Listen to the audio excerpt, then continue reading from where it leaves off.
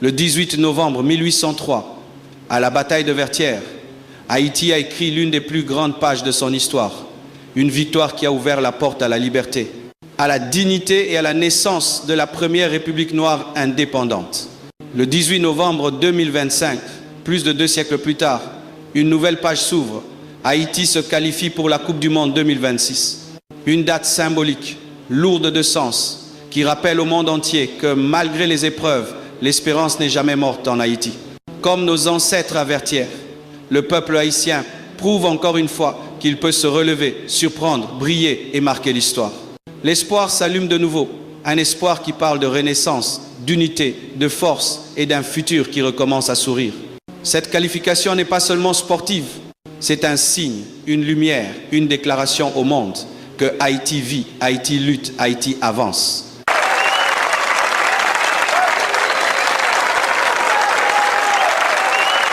Bien-aimés frères et sœurs, dans une nation, vous pouvez avoir des raisonnements qui sont des forteresses du diable qui vous empêchent d'être développés et de vivre la main de Dieu et la puissance de Dieu. Et aujourd'hui, Dieu m'a révélé 6 choses, 6 forteresses qui veut faire tomber aujourd'hui. Et je vous assure, si vous comprenez la parole de ce soir, votre pays sera béni. Mon message aujourd'hui, c'est la continuité du dernier message que j'ai donné à Port-au-Prince. Le dernier jour de la soirée de gloire à Port-au-Prince, j'ai parlé de en Jésus-Christ, les liens ancestraux tombent. Et aujourd'hui, c'est la continuité du dernier message que j'ai donné à Port-au-Prince. Et nous sommes bien placés. On m'a dit que Gonaïves, c'est la cité de l'indépendance. C'est cela? Amen. Bien-aimés frères et sœurs, derrière les forteresses, il y a des démons. Derrière les forteresses, il y a l'esprit de l'erreur. Derrière les faux raisonnements, il y a l'esprit des sectes. Derrière les faux raisonnements, il y a l'esprit du mensonge. Derrière les faux raisonnements, il y a l'esprit du serpent, l'esprit de l'égarement, l'esprit de l'antichrist. Nous voyons dans Genèse 3, versets 4 à 5, lorsque le serpent parlait à Ève, il lui a donné un faux raisonnement afin de l'attraper, de l'assujettir. Alors le serpent dit à la femme, vous ne mourrez point, mais Dieu sait que le jour où vous en mangerez, vos yeux s'ouvriront et vous serez comme de Dieu, connaissant le bien et le mal.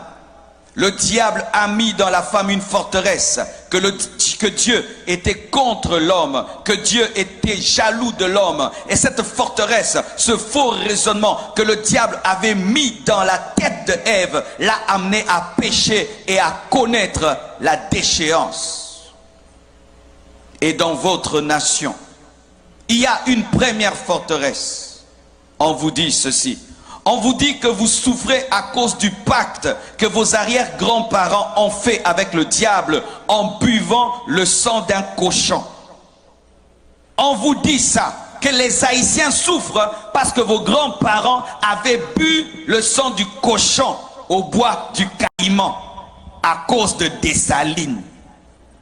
On vous dit que vous payez jusqu'aujourd'hui par des catastrophes naturelles, que les tremblements des terres que vous avez et la pauvreté que vous connaissez, c'est parce que vos ancêtres avaient bu le sang d'un cochon. D'autres disent, vos ancêtres avaient bu le sang d'un homme. Vous avez invoqué les démons du vaudou et Dieu, à cause de cela, vous fait payer cher jusqu'aujourd'hui en envoyant des catastrophes et en envoyant la pauvreté. Est-ce que c'est vrai? Regarde ton voisin, dis-lui, est-ce que c'est vrai? Nous allons réétudier ce qu'on vous dit. Ce qu'on dit partout, on dit ça des Haïtiens. Là-bas, ils souffrent pourquoi? Ils sont dans le vaudou. Là-bas, il y a des tremblements de terre parce qu'ils sont dans le vaudou. Là-bas, ils sont pauvres parce qu'ils sont dans le vaudou. Est-ce que c'est vrai? Est-ce que c'est vrai? Moi, je vous dis, c'est faux. Je vous dis, c'est faux et archi faux et je vais vous le démontrer. Mais le problème, c'est dit forteresse. C'est dire quoi? Les forteresses, ce sont des choses qui ont duré pendant longtemps, qui sont installées et qui peuvent faire 300 ans, 500 ans, où vous réfléchissez toujours de la même manière alors que vous êtes dans l'erreur. Si vous ne savez pas, avant, mes frères, on disait que la terre était plate. Tout le monde disait que la terre était plate. Parce que quand tu te promènes, la terre est plate. Mais un homme a dit non, la terre n'est pas plate, la terre est ronde. On l'a même tué à cause de cela. Mais aujourd'hui, nous lui donnons raison, la terre n'est pas plate, la terre est ronde. Alléluia. Suivez-moi bien. Amen.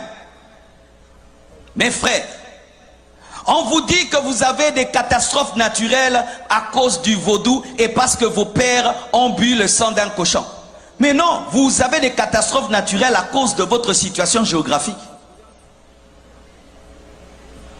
Votre situation géographique, votre île, sa position et la plaque tectonique sur le plan scientifique, c'est ce qui crée des tremblements de terre. Parce qu'il n'y a pas que des tremblements de terre ici. Il y en a aussi chez vos voisins qui ne sont pas dans le vaudou. Les tsunamis ne viennent pas qu'ici, ils vont aussi ailleurs alors qu'eux ne sont pas dans le vaudou. Et s'il fallait qu'il y ait des tremblements de terre, il fallait qu'il y ait des tremblements de terre là d'où vient le vaudou au Bénin. Mais au Bénin, il n'y a pas de tremblements de terre. Donnez-moi l'amen. Le vaudou vient du Bénin, c'est de là que ça vient. Est-ce qu'il y a des tremblements de terre au Bénin? Parce que les Béninois sont sur une terre géographiquement qui ne permet pas les tremblements de terre. Ce n'est pas parce qu'on prie qu'on ne doit pas être intelligent. Ce n'est pas parce qu'on prie qu'on ne doit pas réfléchir. Vous n'avez pas de tremblements de terre à cause du vaudou. Vous avez des tremblements de terre parce que votre situation géographique fait qu'il y en ait. C'est comme dans mon pays, il y a un coin qu'on appelle Goma. À Goma, il y a des éruptions volcaniques.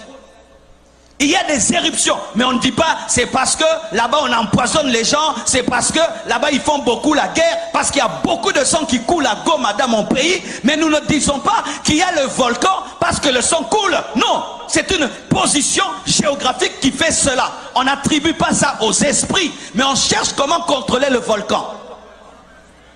Car si vous attribuez vos tremblements de terre aux démons, vous n'allez pas utiliser l'intelligence et faire des universités pour maîtriser le tremblement de terre.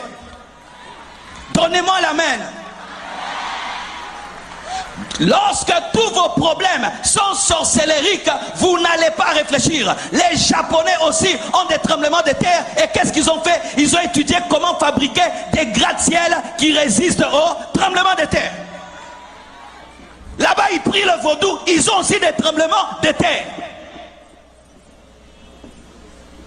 Arrêtez de dire ça, parce que vous êtes en train de donner la puissance à Satan et vos enfants ne seront pas intelligents. Vos enfants ne vont pas aller étudier pour dire comment nous pouvons faire pour vaincre cette situation. Vous pouvez dire, il faut commencer à planter ceci, il faut construire les routes comme ceci, il faut construire les maisons comme cela, nous devons faire ceci, nous devons... Mais vous ne mettrez jamais l'intelligence. Pourquoi? Parce qu'on ne combat pas les démons avec l'intelligence.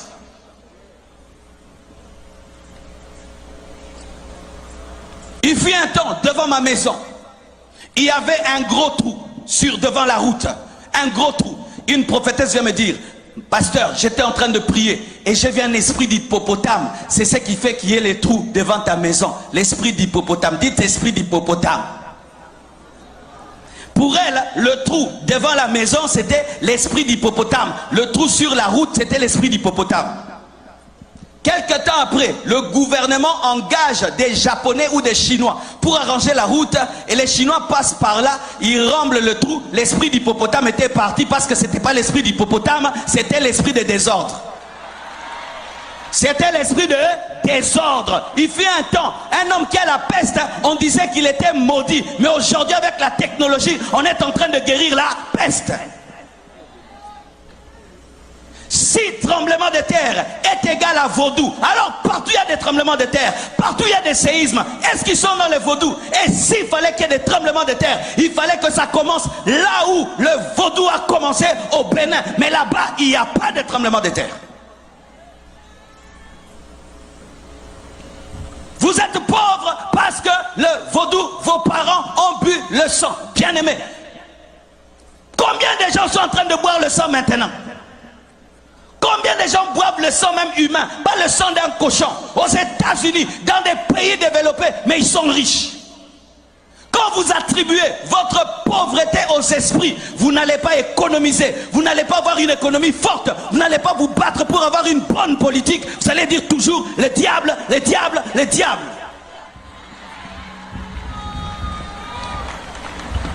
Ce n'est pas moi, c'est le diable. Ce n'est pas moi, c'est le vaudou.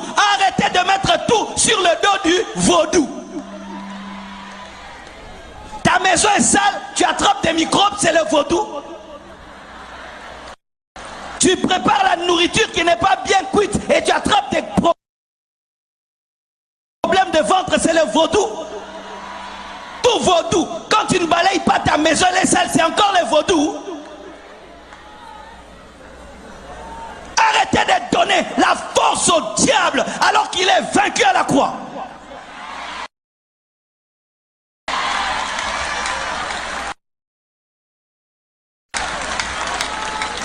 Donne-moi la main que je parle. Alléluia. Les païens et les ignorants peuvent dire cela. Parce qu'ils sont païens, ils peuvent dire des choses pareilles. Nous sommes maudits parce qu'il y a nos parents, on fait ceci, mais pas un chrétien. Parce qu'en Jésus, il n'y a pas de lien de famille. Je dis en Jésus, il n'y a pas de lien de famille. Un chrétien ne subit pas les conséquences des péchés de ses parents. Je répète, un chrétien ne subit pas les conséquences des péchés de ses parents. Je répète, un chrétien ne subit pas les conséquences des péchés des parents. La Bible dit, on ne dira plus que les parents ont mangé les raisins verts et cela a agacé les dents des enfants. On ne dira pas, car chacun mourra pour son péché. La nouvelle alliance. Alors ne dis pas que tu es en train de souffrir aujourd'hui parce qu'il y a des années, il y a quelques personnes qui ont bu un sang. Non.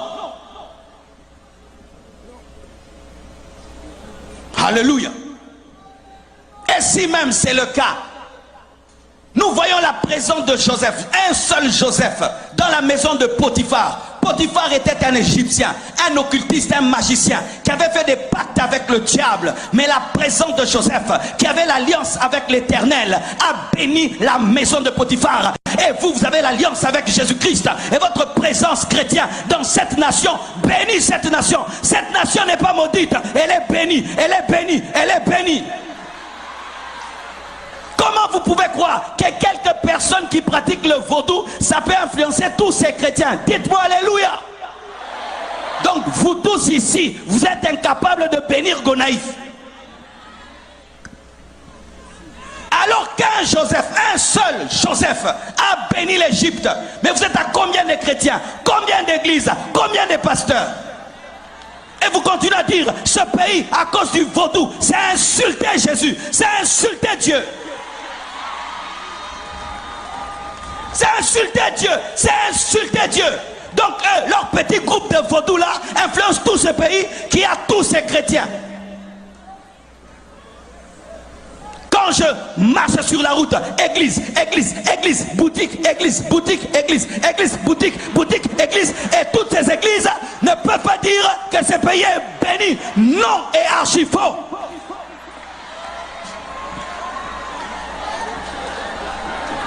Si c'est le cas, qu'on ferme alors les églises.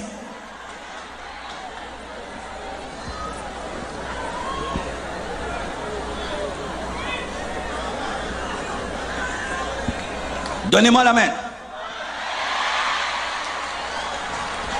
Un seul Joseph a béni une nation de sorcellerie. Un seul Joseph a béni toute une nation de sorcellerie. Mais 10 000 chrétiens, 1 million de chrétiens, vous dites non, c'est à cause du vaudou. Quelle confession d'impuissance!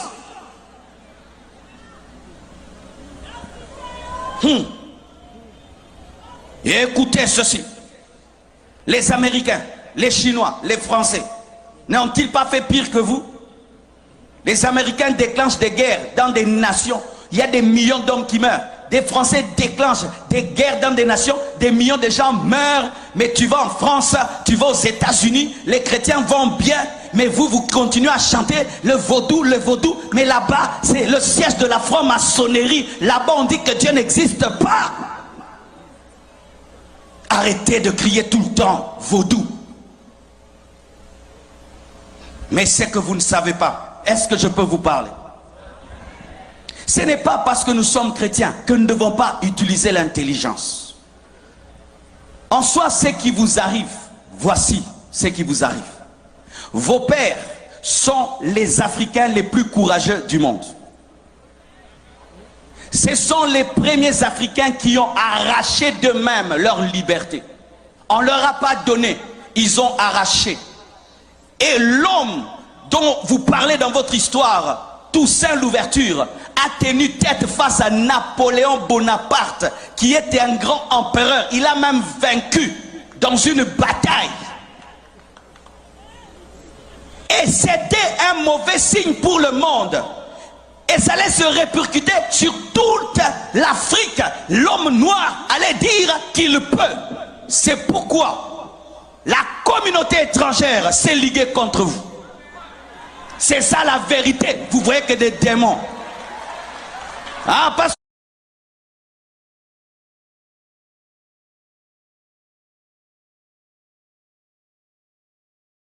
qu'on est chrétien, ne peut pas parler comme ça, hein, que je dise démon, hein, alors que mon intelligence me dit que non, il y a un complot contre vous. Il y a un complot contre vous pour que vous ne soyez pas des modèles pour les Congolais, pour les Béninois, pour tous les autres Africains qui puissent dire nous pouvons s'y tenir tête et poursuivre notre destinée. C'est pourquoi on vous combat, on vous assiège pour vous appauvrir afin qu'on dise si tu te libères, tu seras comme eux. C'est ça la vérité.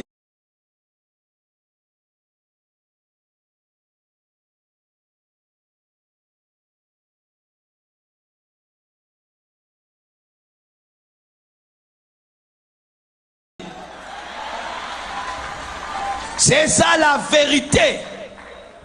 Vous êtes comme les Juifs qui avaient quitté l'Égypte.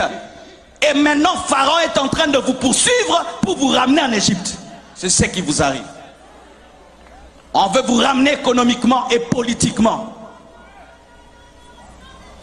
Et maintenant, au lieu que vous puissiez vous unir, vous êtes en train de vous diviser. Et le peu que vous avez, vous êtes en train de le détruire. Lorsque j'ai suivi sur internet, quand vous faites les marches, vous cassez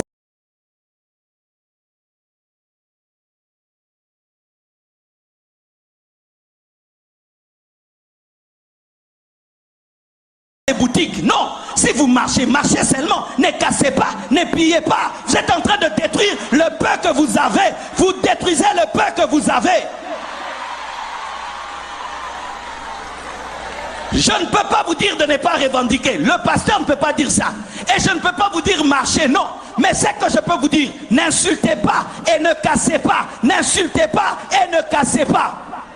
Mais sachez aussi, vous pouvez changer 10 000 présidents. Mais si dans la tête vous ne changez pas, vous aurez les mêmes problèmes. Vous aurez les mêmes problèmes. Changer de président, ça ne fait rien. C'est vous qui devez changer. Vous avez déjà eu combien de présidents? Combien de coups d'État? Combien? Donnez-moi la main. Je ne suis ni pour les pouvoirs, ni pour l'opposition. Même dans mon pays, je parle comme ça. Je suis au milieu du village. Je parle au peuple et je parle aux dirigeants. Et je suis au milieu.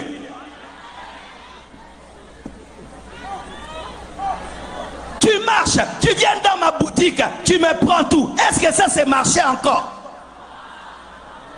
Tu marches et puis tu brûles ma voiture. Ça c'est encore marcher. Qu'est-ce que moi je t'ai fait? Qu'est-ce que ma voiture t'a fait? Qu'est-ce que ma boutique t'a fait? Ne commettez pas l'erreur que nous on a commis au Congo. Vous savez ce que nous on a fait au Congo? On a marché comme ça et puis on a pillé. On a pillé les plus grandes entreprises. On a pillé la zone industrielle. Et notre économie a reculé fois 100. Et la zone industrielle aujourd'hui est devenue une zone résidentielle. Qui ont détruit nous-mêmes? Et quelle force? On pouvait voir un Congolais qui transporte lui-même un congélateur. Cette force-là que tu as pour piller, tu ne peux pas l'utiliser pour travailler. La force que tu as là pour transporter des congélateurs, tu ne peux pas l'utiliser pour travailler et développer ton pays.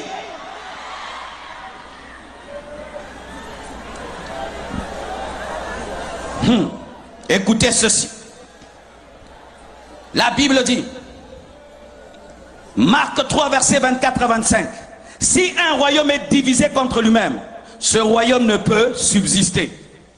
Les métis de leur côté, les noirs de l'autre côté, les métis de l'autre côté, les noirs. Vous tous venez de l'Afrique, amen, hein? Venez de l'Afrique. Vous êtes des Africains qu'on a posés sur cette île, amen, hein? Arrêtez de vous diviser, arrêtez de vous diviser. Vous avez une même vision, une même destinée. Arrêtez de vous battre dans le bateau. Vous risquez de renverser le bateau et vous tous vous allez mourir. Arrêtez, mettez la paix et mettez les intérêts collectifs en avant. Cessez de mettre les intérêts personnels en avant. Un royaume qui est divisé contre lui-même ne peut subsister. Une nation divisée contre elle-même, cette maison plutôt, ne peut subsister. Faites attention de vous diviser et de vous détruire alors que vous êtes en train de jouer le jeu de vos ennemis. Le jeu de vos ennemis, de ceux qui ne sont pas là mais qui sont là. Pendant que vous déchirez, vous êtes en train de jouer le jeu de Pharaon. Si Israël, pendant qu'il devait traverser la mer Rouge, commençait à se chamailler, Pharaon allait les rattraper. Et vous, au lieu de traverser la mer Rouge, vous vous chamaillez, vous vous chamaillez, vous vous chamaillez. Et puis Pharaon vous attrape et vous ramène en servitude. Vous qui avez étudié, vous qui êtes des têtes pensantes, utilisez votre intelligence avec le Saint-Esprit pour développer votre nation. C'est pourquoi l'église ne doit pas engendrer que des pasteurs, doit engendrer aussi des juristes, des économistes, des professeurs, pas seulement des pasteurs et des prophètes. On ne doit pas seulement avoir des pasteurs. Toi tu seras pasteur, toi tu seras pasteur. Non, toi aussi tu seras ministre, toi tu seras avocat, toi tu seras aussi. Nous ne devons pas seulement avoir pasteur, pasteur, pasteur, pasteur.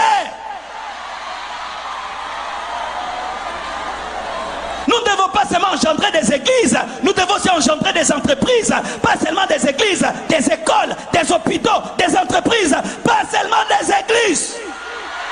Nous devons avoir des chrétiens qui sont des sénateurs, qui sont des députés.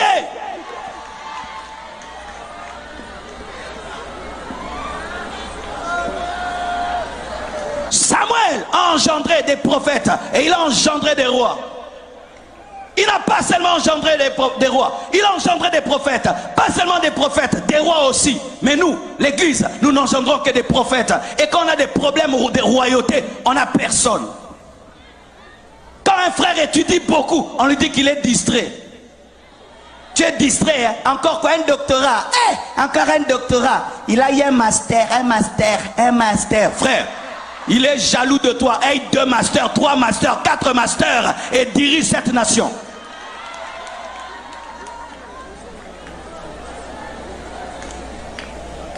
Dites 2. Deuxième forteresse. On vous dit que c'est un cochon qui vous a délivré des colonialistes. On vous dit que c'est un cochon qui vous a délivré des colonialistes. Donc il faudrait mettre même sur les drapeaux un cochon. Mais oui, quand vous dites que c'est un cochon qui vous a délivré, il faut mettre un cochon sur les drapeaux. Dites non, non, non, dites non. Dites c'est faux. Ajoutez c'est faux. Dites c'est faux. Dites un cochon ne nous a pas libérés. Mais c'est Dieu qui nous a libérés. Par notre courage, par notre détermination, par notre intelligence. Au nom de Jésus.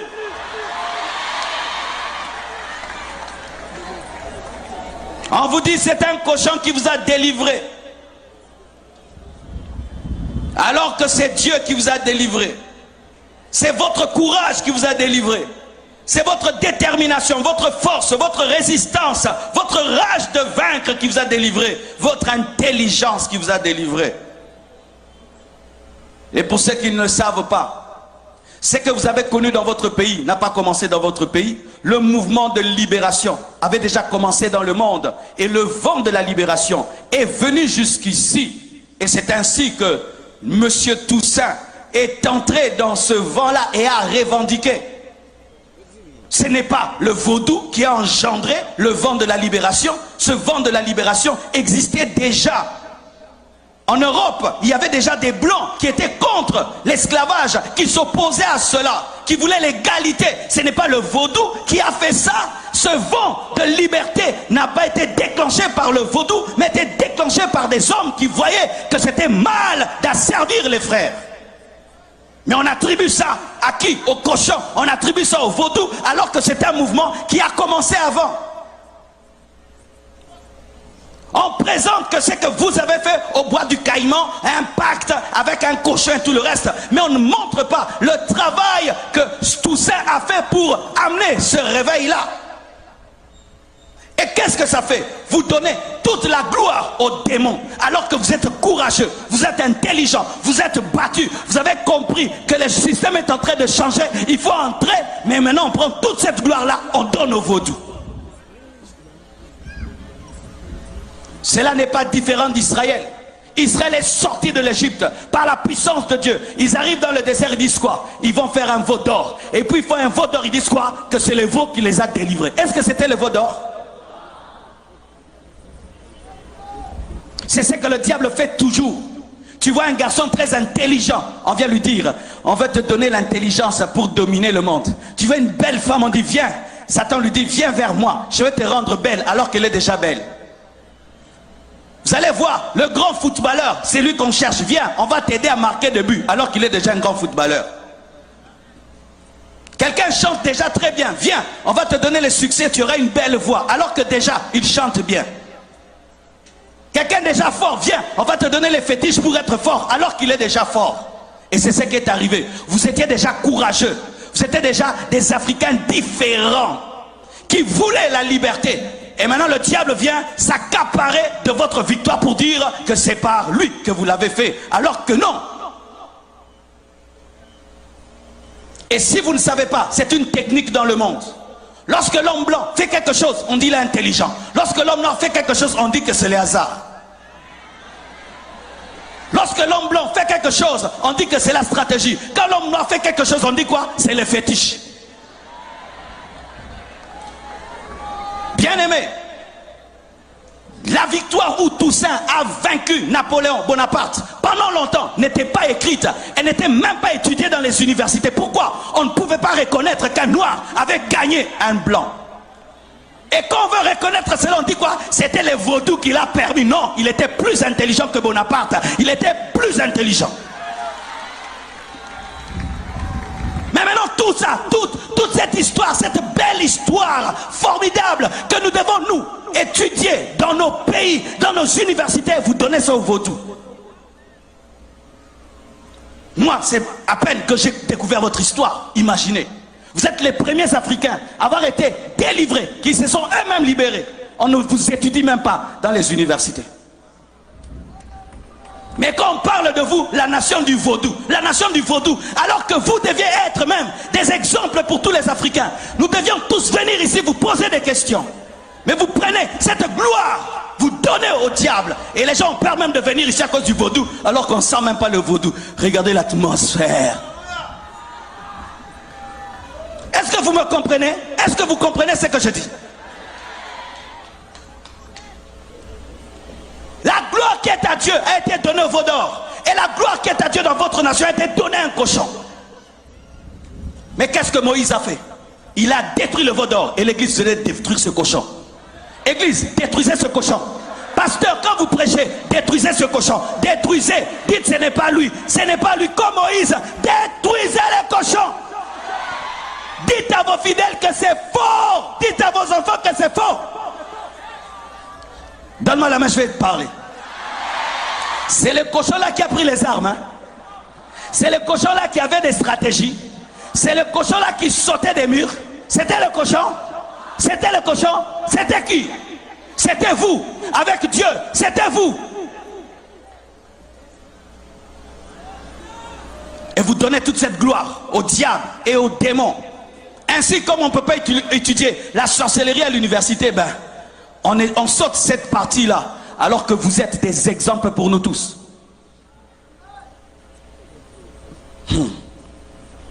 Donne-moi la main.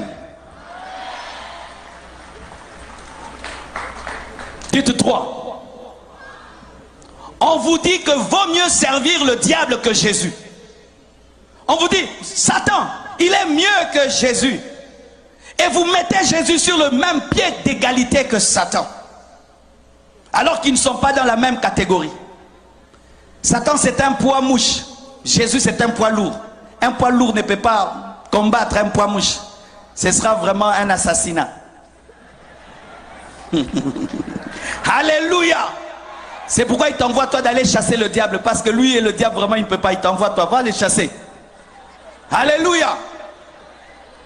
Jésus est créateur. Satan est une créature. Comment tu peux comparer Jésus à Satan? Jésus crée, le diable copie. Comment tu peux comparer Jésus à Satan? C'est Jésus qui a créé Satan. Comment tu peux comparer une créature de son créateur? Et même on vous présente des bons Satans, des bons démons. Vous avez des bons démons. Des bons démons que vous invoquez, vous dansez pour eux. Vous avez même des chorales pour les bons démons. Des chorales pour les démons.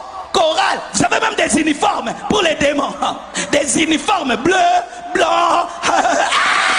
Pour les démons, une chorale. Arrêtez ça. Sortez de ces chorales. Si tu es dans cette chorale, quitte cette chorale. Quitte. Il n'y a pas de bon Satan, il n'y a que de mauvais Satan. Car la Bible dit dans Jean 10, verset 10, le voleur ne vient que pour voler, il vient que pour détruire, il vient que pour tuer. Mais vous présentez des bons Satans, des bons démons, des démons qui prophétisent, des démons qui guérissent, des démons qui révèlent le futur, des démons qui accomplissent des miracles. Mais sachez que tout ce que tu reçois du diable, tu le paieras très très cher. Il n'y a pas de bon Satan. Il n'y a pas de bon démon. Il n'y a pas le démon qui protège la famille. Si vous avez un démon dans votre famille qui vous protège, il vous détruit. Il n'y a pas un démon protecteur. Il n'y a que des démons destructeurs.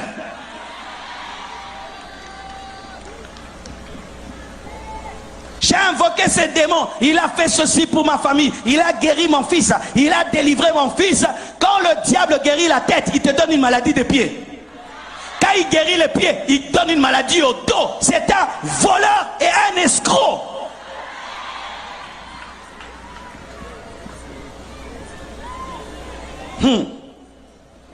Exode 7, verset 10 à 12 nous dit: Moïse et Aaron allèrent vers le Pharaon, et ils firent ce que l'Éternel avait ordonné.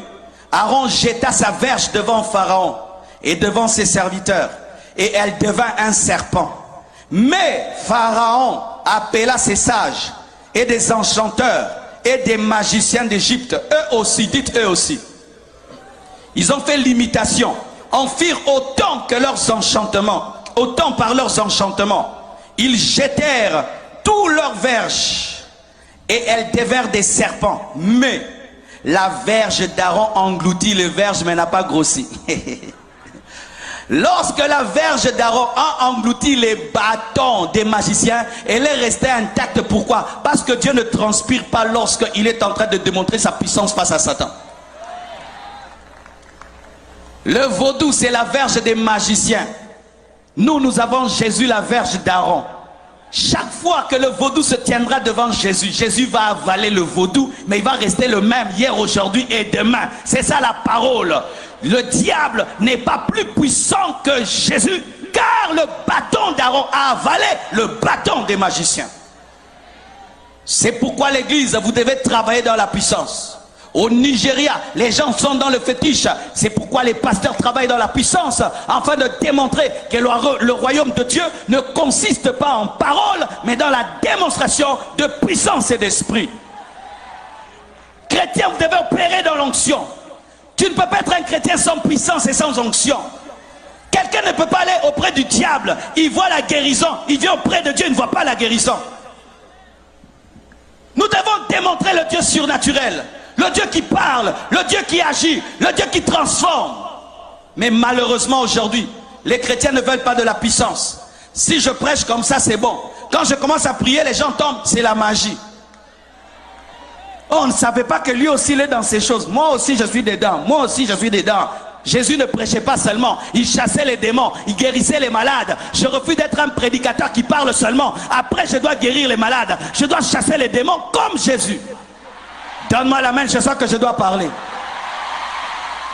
Aujourd'hui, il est interdit aux pasteurs sérieux de travailler dans la puissance. Une fois je commence à prier, les gens sont guéris, délivrés. On me dit, pasteur, toi aussi tu entres dans ces aventures-là. Les aventures? Les aventures?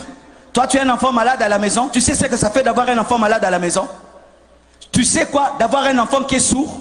Tu sais que c'est que ça fait d'avoir un enfant aveugle? Tu sais ça fait quoi d'être paralysé pendant 10 ans? Toutes les personnes qui disent ça sont sans amour. Être un vrai pasteur, ce n'est pas seulement parler.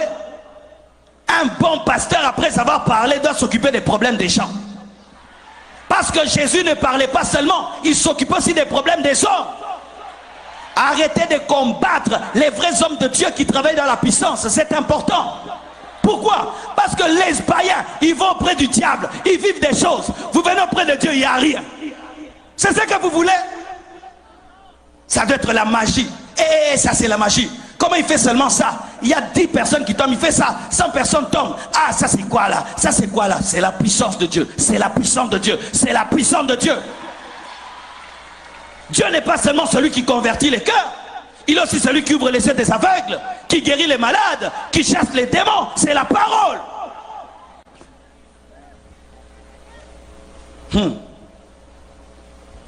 Quatrièmement, on vous dit que l'idolâtrie est une forme de spiritualité positive. Alors il y en a qui adorent le feu.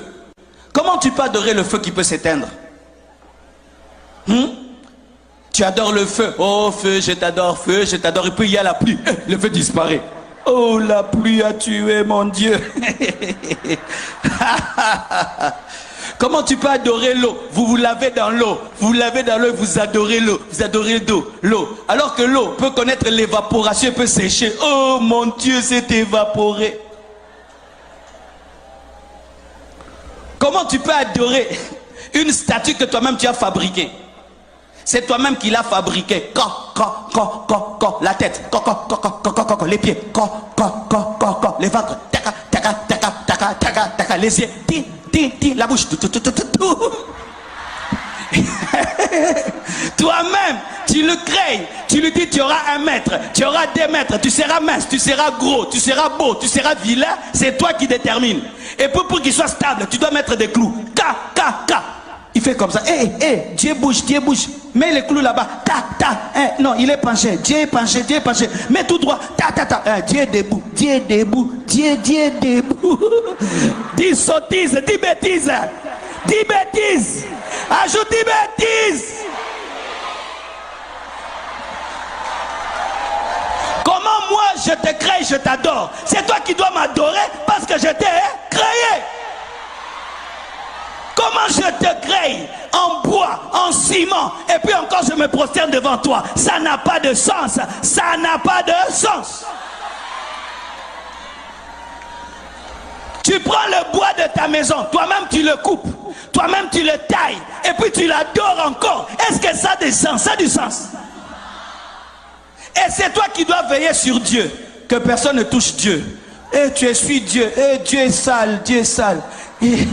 Et Dieu est penché. Et arrangeons Dieu. Et Dieu.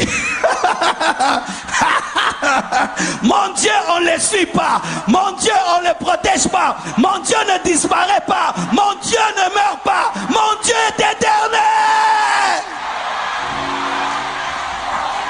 Viens vers Jésus. Jette tes idoles. Jette tes statues. Jette. Jette tes fétiches, jette ça, jette.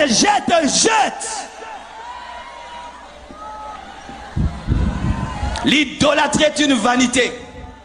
Et sachez que derrière chaque idole, il y a un démon. Derrière chaque idole, il y a un démon qui vient se cacher pour que tu croies que l'idole fait quelque chose, alors que l'idole ne fait rien.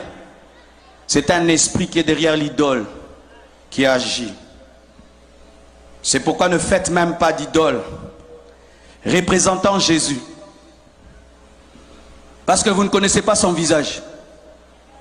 Ne faites pas d'idole représentant Paul. Oh Saint Paul. Soit tu l'avais vu. Des idoles représentant Marie, avec une belle taille. Et si elle était grosse? Toutes les Maries sont jolies. Et si elle était grasse? C'est écrit dans la Bible que Marie était comme une miss.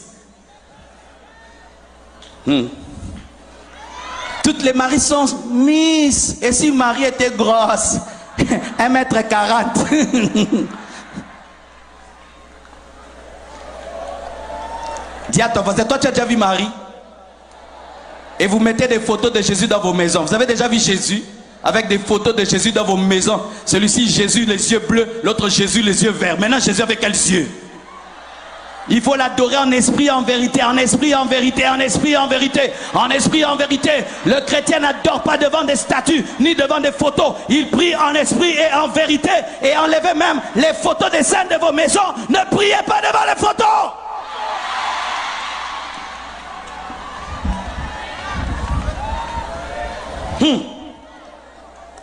La Bible dit dans 1 Samuel 5, versets 1 à 4, les Philistins prirent l'arche de Dieu et ils la transportèrent d'Ebenezer à Asdod. Après s'être emparés de l'arche de Dieu, les Philistins la firent entrer dans la maison de Dagon. Dagon, c'était une idole. Et la placèrent à côté de Dagon. Ils mettent ici l'arche de Dieu et puis à côté de Dagon. Dites, ils mettent ici l'arche de Dieu à côté de Dagon. Donc, ils veulent dire qu'ils se ressemblent. Le lendemain, les Asdodiens qui s'étaient levés de bon matin trouvèrent Dagon étendu, la face contre terre, en train d'adorer l'Éternel. Oh, je t'adore, je t'adore, je t'adore, pardonne-moi, je t'adore. Alléluia. Ah, j'aime cette histoire. Face contre terre, devant l'arche de l'Éternel. Écoutez, les Asdoniens prirent Dagon. C'est pas Dagon qui s'est relevé. On a aidé Dieu. Dieu Dagon, papa relève-toi. Et puis ils prirent Dagon et le remirent à sa place. Allez, Dagon, sois fort, sois debout, sois debout. On le remit. Arrête d'adorer l'arche. Dites le lendemain. Le lendemain encore, s'étant levé de bon matin, là maintenant c'était grave. Ils trouvèrent Dagon étendu, la face contre terre, devant l'arche de l'Éternel. Maintenant quoi? La tête de Dagon et ses deux mains étaient abattues sur le seuil. Dieu l'a coupé en 1000 morceaux. Alléluia. Ça révèle quoi? L'idole n'est rien. Arrêtez d'adorer vos idoles. Adorez le Dieu de l'arche. Elohim, Elolam, le Dieu vivant, le Dieu parfait, le Dieu redoutable, le créateur du ciel et de la terre, le créateur des arbres, le créateur de la terre, le créateur du feu, le créateur de l'eau, le créateur des rivières. Adorez Jésus. Tout a été créé par lui et pour lui. L'eau, le feu, tout a été créé par lui et pour lui.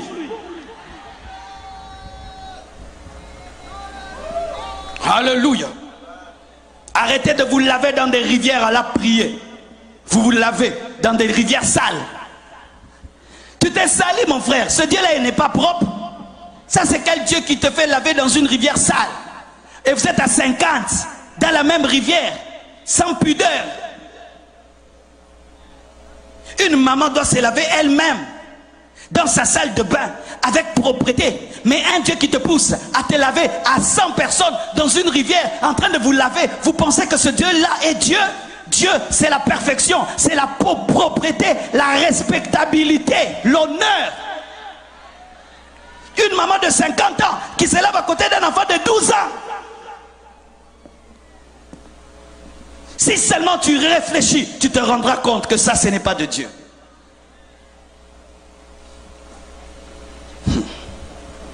Cinquièmement, on vous dit que la Bible, c'est le livre du colonialiste. Que la Bible que je prêche, ce n'est pas un livre de Dieu. Ce n'est pas Dieu qui a donné la Bible. C'est le colonialiste qui a pris la Bible et qui est venu avec pour te rendre esclave. Et ainsi vous dites, nous on ne veut pas de cette Bible-là. Nous voulons nos propres traditions, notre propre culture africaine. Nous ne voulons pas du Dieu des Blancs. Nous ne voulons pas du livre des Blancs. C'est faux. Voici la preuve. La Bible n'est pas le livre du colonialiste. Parce que la Bible elle-même est contre le racisme. Et la Bible originelle, la première Bible, pas la Bible en français, en lingala, en anglais, parce que ce n'est pas ça la première Bible. La première Bible n'a pas été écrite en français. La première Bible a été écrite en hébreu, en araméen, l'Ancien Testament, et le Nouveau Testament en grec. La Bible n'est pas la Bible des Français. La Bible n'a pas été écrite dans sa première version en français, ni en anglais. C'était en araméen, c'était en hébreu, c'était en grec. Et ce ne sont pas les Grecs qui sont venus ici, ni les Hébreux, ni les Araméens, ce sont les Français. Donnez-moi l'amen. Alors, mes frères, la Bible n'est pas le livre du colonialiste. Pourquoi? Parce que la Bible reconnaît l'Égypte, reconnaît l'Afrique, comme étant la puissance mondiale au temps de Moïse. La Bible reconnaît qu'il y avait une nation africaine qui était la plus puissante de la terre. Si la Bible était la Bible du colonialiste, elle n'allait pas reconnaître que les Africains, pendant un temps, dominaient la terre. Aussi, la Bible reconnaît la reine de Saba de l'Éthiopie et reconnaît que c'était parmi les plus grandes reines de ce temps-là. La Bible reconnaît l'Éthiopie et reconnaît l'élévation de la reine de Saba. Si c'était la Bible du colonialiste, le livre du colonialiste, ça n'allait pas reconnaître qu'une femme, d'ailleurs une femme, était aussi élevée que Salomon. La Bible reconnaît que c'est un Africain, Simon de Cyrène, qui a aidé Jésus lorsqu'il avait du mal à porter la croix. Quand Jésus portait la croix, qui est venu pour l'aider? C'est Simon de Cyrène. Cyrène, c'est la Libye. Donc ce sont les Africains qui sont venus aider Jésus quand il devait monter à la croix. Donnez-moi la main. La Bible reconnaît. Quand on a voulu tuer Jésus, il a fui où? En Égypte, quand il était un enfant. C'est l'Afrique qui a reçu Jésus quand il était bébé. Lorsque le peuple de Dieu a voulu mourir de faim, quelle est la nation qui les a reçus? C'est l'Égypte qui a reçu Jacob et Joseph à Goshen. C'était l'Afrique. Si la Bible était la Bible du colonialiste, comment la Bible peut reconnaître autant de qualités à l'Afrique? Donne-moi la main. La Bible reconnaît que l'un des plus grands prophètes de l'Ancien Testament, Moïse, a grandi où? En Afrique, en Égypte. Il est né où? En Afrique, en Égypte. Il a été élevé par qui? Par des Africains. Parce que les Africains, ce sont eux les Égyptiens. Les Égyptiens étaient des Africains. C'est aujourd'hui l'histoire. On nous montre les Égyptiens avec des Égyptiens qui avaient des nez pointus. Non. On a fait des recherches dans les sites archéologiques. Les grands pharaons de l'Égypte, c'était des Noirs. Et la Bible reconnaît cela. Ce sont les Noirs qui ont appris à Moïse à écrire. La Bible le reconnaît. Mais pourquoi vous dites que la Bible est le livre du colonialiste? Lorsque maintenant nous-mêmes, nous sommes venus lire, nous sommes rendus compte que c'est vrai, dites c'est vrai. Les colonisateurs ont utilisé la Bible pour dominer le noir. Mais ce n'est pas parce qu'ils ont utilisé la Bible que c'est leur Bible. Ce n'est pas parce que je prends un couteau, je te tue avec, que ça devient mon couteau. Je l'ai mal utilisé. Il était fait pour préparer, moi je l'ai utilisé pour tuer. Est-ce que je vais jeter un couteau parce que le couteau a tué quelqu'un alors qu'à la base on l'a utilisé pour préparer? Est-ce que je vais arrêter d'utiliser l'électricité parce qu'un frère ici a touché et il est mort? Il a mal approché l'électricité et il est mort. Mais ce n'est pas que l'électricité est mauvaise. Les colonisateurs qui ont mal utilisé la Bible, c'était des chrétiens qui avaient abandonné Dieu et des faux serviteurs de Dieu. De la même manière qu'aujourd'hui, il y a des gens aujourd'hui qui utilisent mal la Bible pour escroquer le peuple de Dieu. Mais ce n'est pas pour autant que la Bible est mauvaise. Ce sont eux qui utilisent mal. Les colonisateurs qui sont venus au milieu de vous, c'était des apostats, c'était des faux serviteurs de Dieu. C'était une église qui avait abandonné Dieu, qui utilisait maintenant la Bible pour avoir l'argent. Mais ce n'est pas pour autant que la Bible est mauvaise, parce qu'elle était mal utilisée. On l'a mal utilisée, mais la Bible est une bonne parole.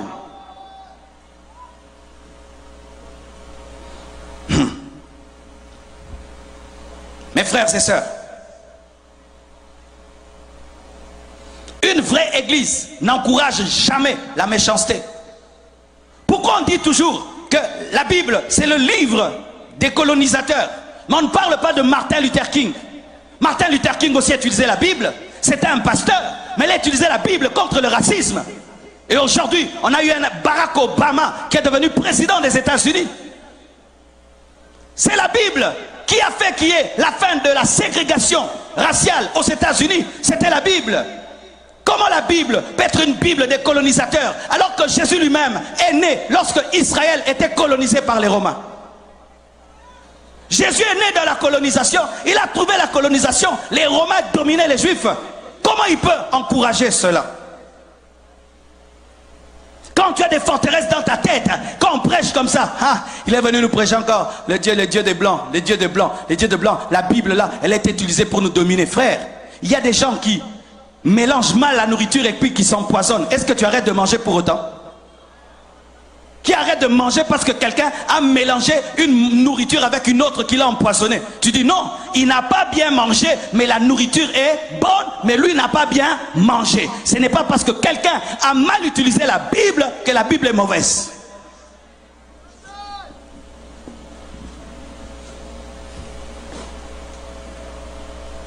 Et on vous dit encore que Jésus-Christ est le Dieu des Blancs. Jésus est le Dieu des Blancs. Comme il y a le Dieu des Blancs, nous devons avoir le Dieu des Noirs. Donc que toute race ait son Dieu, c'est ça. Jésus n'était pas européen, mes frères. Jésus n'était pas français. Jésus n'était pas américain. Quand vous rejetez Jésus à cause des Français, quand vous rejetez Jésus à cause des Américains, mais Jésus n'était pas français, Jésus n'était pas américain. Jésus n'a même jamais prêché en Amérique. Il n'a même jamais prêché en France. Lui-même était juif. Lui-même est né dans une nation occupée, colonisée par les Romains. Comment est-ce que Jésus-Christ va encourager le colonialisme?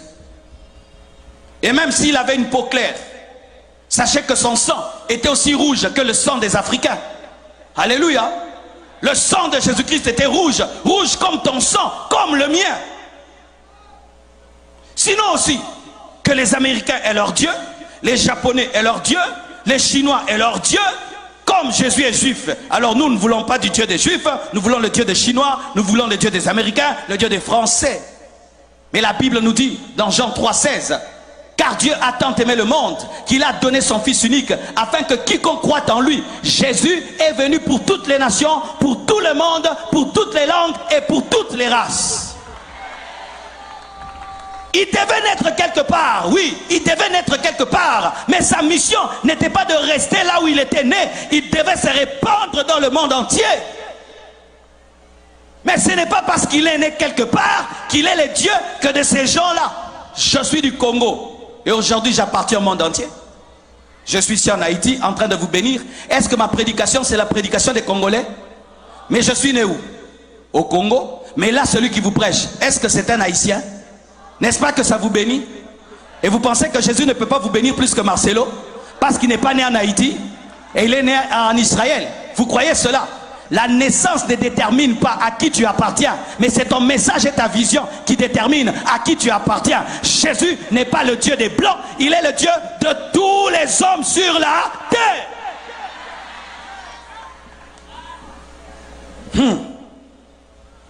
Je vais vous donner deux passages clairs dans la Bible qui révèlent que Jésus-Christ n'est pas le Dieu des Blancs et pas le Dieu des Noirs. Galates 3, verset 28 à 29. Galates 3, 28 à 29. La Bible dit, il n'y a plus ni juif ni grec. Il n'y a plus ni esclave ni libre. Il n'y a plus ni esclave ni... C'est ce que la Bible dit. Il n'y a plus d'esclave ni libre. Il n'y a plus ni homme ni femme. Car tous vous êtes un en Jésus-Christ. Et si vous êtes à Christ, vous êtes donc la postérité d'Abraham, héritier de la promesse. Les Haïtiens sont la postérité d'Abraham. En Jésus, vous êtes la postérité d'Abraham. En Jésus, vous êtes la postérité d'Abraham. Colossiens 3, verset 11 dit encore, parce qu'on ne peut pas fonder la doctrine sur un verset, un autre verset qui le prouve. Colossiens 3, verset 11. Il n'y a ici ni grec ni juif, ni circoncis ni incirconcis, ni barbare ni chiite, ni esclave ni libre, mais Christ est tout en tous. Christ est tout en tous. Dans le tous, il y a qui? Le noir, le blanc, le rouge, le bleu, le vert, l'orange. Mes frères et sœurs, la Bible dit, vous connaîtrez la vérité et la vérité vous affranchira. Voici ce que Dieu m'a dit pour vous. Et je vous demande, mes frères, ça fait mal. Pendant longtemps, si tu as pensé d'une manière et on vient te dire que ce n'est pas ça, c'est difficile d'abandonner parce que nous sommes habitués de penser d'une certaine manière. Quand il y a un problème, ça doit être ceci. Quand il y a un problème, ça doit être cela. Et quelqu'un vient te dire non, ce n'est pas ça. Ce sont des phénomènes naturels, mais vous pouvez les vaincre aussi scientifiquement par l'intelligence. Ce n'est pas le cochon, mais c'est ceci. Tu dis oh non, mes frères. Allez méditer sur ce que j'ai prêché aujourd'hui. Allez réfléchir dessus et que le Saint-Esprit vous parle. Car je vous dis mes frères, les forteresses suffisent pour qu'une nation soit paralysée. Je donne un exemple. Dans mon pays, il y a une route qu'on appelle la route du Bandundu. On disait que sur cette route, il y avait des esprits parce qu'il y avait beaucoup d'accidents. Les camions se jetaient tout le temps dans l'eau, qu'on appelait, je crois, Maindo, mais quelque chose comme ça. Et on disait qu'il y avait des esprits dans l'eau qui aspiraient les camions. Dites aspirer les camions. Alors tout le monde qui allait au Bandundu avait peur. Les gens priaient. Quand ils arrivaient sur cette route-là, ils priaient, oh Dieu, oh Dieu. Il y a des esprits de mort ici. Mais vous savez, quand on a agrandi la route, on a agrandi les ponts, il n'y a plus d'accidents. C'était les démons. C'était quoi? Une mauvaise route. Mais on dit qu'il y avait des esprits qui aspiraient les gens dans l'eau. C'est ça notre problème souvent, en tant qu'Africains. Au lieu de trouver, de chercher des solutions aux problèmes, nous les attribuons au temps et aux circonstances. Ainsi, nous ne faisons rien. Et nous disons, ce n'est pas nous, ce sont les temps et les circonstances. Alors que tu peux utiliser aussi l'intelligence par le Saint-Esprit pour régler le problème. Lorsque Jacob devait avoir son héritage auprès de Laban, Laban l'a escroqué. Il n'a pas dit je suis maudit. Il a trouvé l'intelligence auprès de Dieu de sorte qu'il pouvait mettre des arbres dans l'eau pour qu'il puisse avoir son héritage. Il a utilisé l'intelligence. Lorsque l'homme noir voit une pierre, il dit c'est impossible. Il voit la pierre, il dit comment je vais contourner la pierre? Mais l'homme blanc voit la pierre, il dit je vais creuser un tunnel et je vais sortir de l'autre côté. Mais nous quand on voit ça, on dit l'esprit de blocage, l'esprit de résistance. Mais lui il voit un tunnel. Toi tu vois l'esprit de résistance, l'esprit de blocage.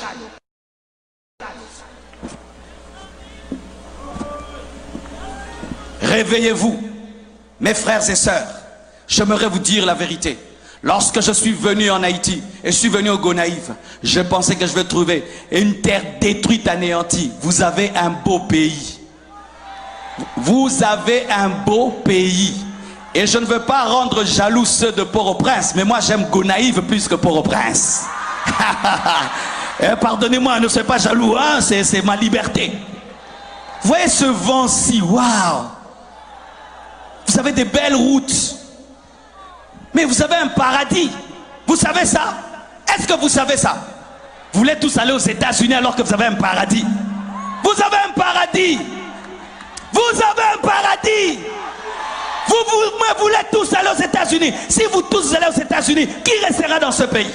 Qui va bâtir ce pays? Qui restera ici? Et je ne suis pas en train de vous flatter parce qu'on est habitué, les évangélistes flattent toujours. Je vous assure, si vous mettez tout votre cœur ici, vous mettez votre intelligence, vous allez aux États-Unis, vous étudiez, vous prenez ce que vous avez vu là-bas, vous amenez ici, vous amenez ici, ce que vous voyez là-bas, vous amenez ici, ce que vous voyez là-bas, vous amenez ici. Faites comme les Chinois, faites comme les Chinois.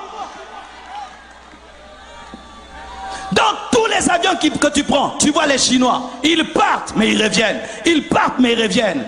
Quand ils voient, vous faites du Nike, ils font du Nike. Vous faites de Adidas, ils font Adidas. Vous faites Texas, ils font Texas. Les Chinois aussi, ils exagèrent. Mais voyez comment ils se développent. Mais vous êtes parmi les Africains qui sont les plus nombreux aux États-Unis. Partout tu vas aux États-Unis, tu trouves des Haïtiens. Tu vas au Canada, tu trouves des Haïtiens. Des pays développés. Pourquoi vous allez là-bas? Et là, j'aimerais parler à la diaspora haïtienne dans le monde. Qu'est-ce que vous faites aux États-Unis? Si vous ne construisez pas des écoles ici, qu'est-ce que vous faites aux États-Unis? Si vous ne ramenez pas l'intelligence et la technologie ici, qu'est-ce que vous faites là-bas? Qu'est-ce que vous faites là-bas? Pour envoyer des photos, vous êtes habillé en Nike, habillé en Adidas, vous êtes en train de faire brancher comme paf dadu, paf dadu, paf dadu, paf paf. Revenez bâtir votre nation, investissez dans votre nation, construisez des écoles et des hôpitaux. Les Juifs étaient répandus dans le monde entier, mais ils sont rentrés dans leur pays, qui était un désert, et ils ont bâti la grande nation. Tout le monde va en tourisme en Israël. Vous êtes dans une nation proche des États-Unis. Vous devez copier et prendre, de sorte que quand on vient ici, on pense qu'on est aux États-Unis, pas on pense qu'on est en Afrique. Dieu m'a dit aujourd'hui de parler en termes d'équilibre, parce que mon message a 4 piliers. L'amour, la sainteté, la puissance et l'équilibre. Aujourd'hui, c'est un message d'équilibre que je vous ai apporté. Et je ne vais pas chasser les démons aujourd'hui, je vais chasser des mains. Que Dieu vous bénisse abondamment.